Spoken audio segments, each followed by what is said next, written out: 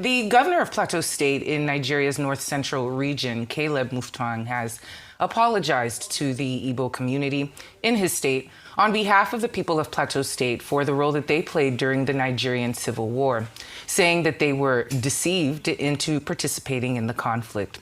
While speaking during an interactive session with Igbo leaders from the 17 local government areas of Plateau State over the weekend, the governor called on both sides in the conflict to put the past behind them and strengthen the bonds of unity.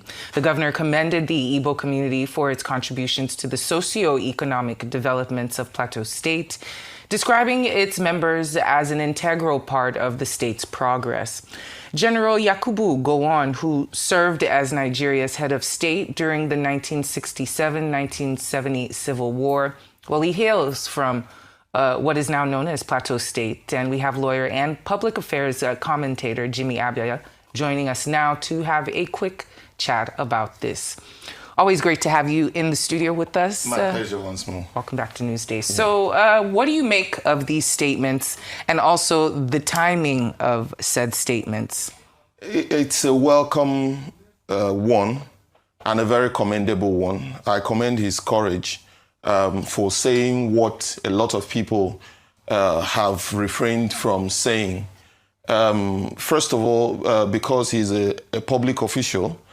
Secondly, he's an elected governor, and then also from the northern parts of the country. These are the kind of statements that help towards national healing and national reconciliation. So I commend his courage. It's a welcome development. And Mr. Abia, what do you say then to people who are skeptical of this apology or the timing of this apology, or even some people from the Igbo community who say this is simply not enough? Oh, well, regardless of the time, it's an important conversation, an important statement. So whenever it comes, even if it comes at this time, it is one that we should commend his courage for the fact that he was not among the persona who were involved as an individual during the war, but he is now the state governor of that state, and having that courage to come out publicly to do what even the federal government of Nigeria has been incapable of doing over successive administrations, we commend him regardless of the time. And then you ask the question whether it is enough. Of course, it is not enough on his part. Like I said, he was not a participant as an individual. I think on the part of the federal government, more needs to be done. A lot more needs to be done to actualize the 3 R's of reconciliation, rehabilitation, and reconstruction, which were announced by the federal government after the war, but were not properly implemented after that war. And what do you think the impact of this apology will be? Do you think it will be wide-ranging? We know that usually around election time is when these ethnic sentiments start to rear their ugly head. I'm not so sure if... What do you think the apology will do going forward in terms of relations between Igbos and Hausas in the north?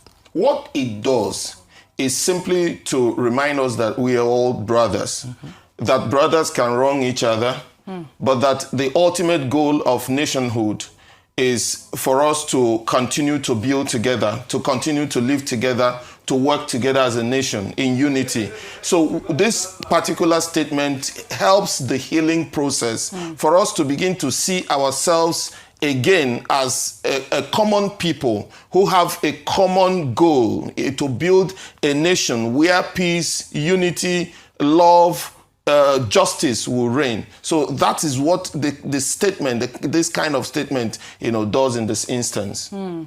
And do you think that, just thinking about the rest of the country as well, do you think that this apology could be a starting point to rectifying some of the disunity that we're seeing, but also, how other players in this story and in this history should follow up from the gesture, including the federal government? Yes, I think all parties involved at the time, and indeed every citizen and every person in Nigeria should take a cue from what he has done. Now, to the people who feel wronged, they should see this as a hand of fellowship, an extension of that handshake, that, look, we are still wanted in this country, and there are people who are still courageous enough to say things the way they are. On the part of the federal government, I think this should be for the federal government to now take a cue to say those things that they find difficult to say. There are certain things that it seems that the federal government finds difficult to say, we did wrong at this time, because understanding that there were certain things, that there were certain mistakes that were made. I mean, how would you be in a country where 60,000 people, I'm talking of before the war, 60,000 people had been massacred, had been killed. And we're not talking of military people alone. We're talking of majority being civilians. And not just, because when we say this, it will look like it's just the Igbo that were involved. People of Eastern region, of different ethnic groups in the Eastern region, including the Igbo, who were the bulk of it, had been massacred before that time. And a country that refuses to recognize this and have a proper system of national reconciliation, a proper structure in place to reconcile itself, is a country that is still living in its, still not really dealing with the real issues of nationhood. So the federal government needs to come to terms with that and begin to address these questions. And Yakubu Gowon is still alive. In terms of legal reparations, I don't know what the what historically, if anything, in the Nigerian courts have ever gone through in terms of a group trying to seek reparations from another. Is that even something that you see possible? Do you see there being any discussion of tangible exchange in order to pacify some of these hurts that happened years back? It is a very important thing you mentioned, the issue of reparations and the issue of justice, and also the issue of the legal, going through it through the legal system. I think I've heard of possibly cases in court relating similar issues, but I think this is now the point at which people may decide, to approach the court, to seek reparations. It has happened in a number of instances. Indeed, recently there was a judgment in a high court in Enugu asking for reparations for the coal miners killed in the eastern region before independence, in the pre-independence struggle. So this kind of thing, happens. You also see that Germany has made several apologies, to the Jewish people, for the Holocaust. You can also see Belgium making such apologies to people of DRC, and a number of all that. So it is something that could be tested through the courts. And then you mentioned the former head of state, General Yakubu Gowon. I expected, and this is important, I expected that even in putting together his the book, which he launched recently, I expected that he would have taken that golden opportunity, to call for reconciliation, to even, if possible, makes a similar statement as what the Plateau State governor did, and then call for Nigerians and even the Igbo and every other part of Nigeria to work together to achieve it. Instead of the grandstanding we sort of see, in the book, which he presented. Even if, it is not included in the book, he could have done that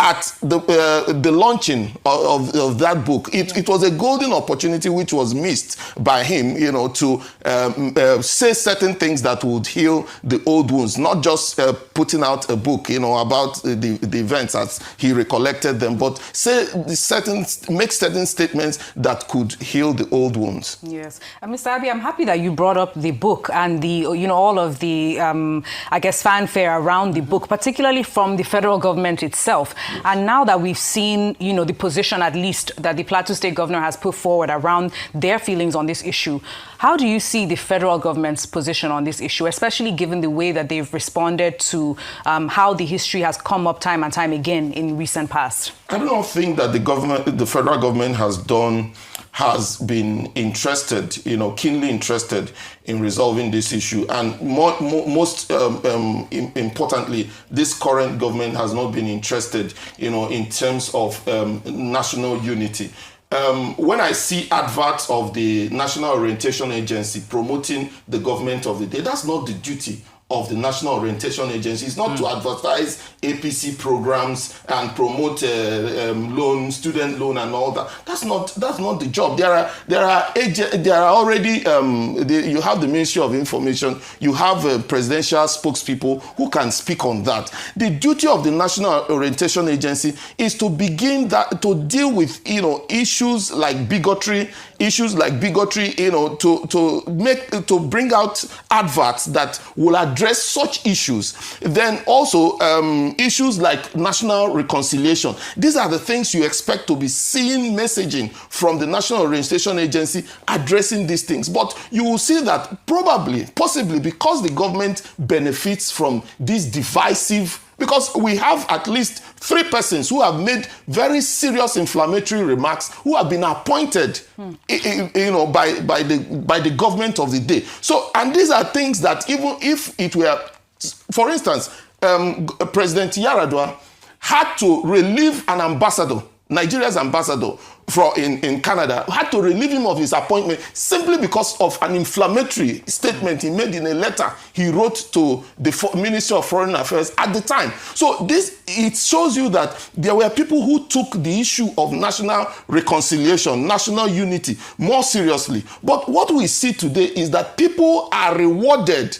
for divisive statements. And it's important that these things be said, because it bothers me that we are now in a country where the government, seems to reward people, for certain statements and, sort of a pat at the back that you have done well for this inflammatory statement. It shouldn't be. Albeit the entire world seems that seems to be the case, where inflammatory statements, incendiary situations get more clicks, more headlines, and are promoted. But just like you said, it is important at this time that more people come out and apologize or seek to have some kind of reconciliation or accept the wrongs of the past and discuss that. Jimmy Abia, always great to have you in the studio with us. My pleasure. Thank you so much for joining us this afternoon. Thank you very much.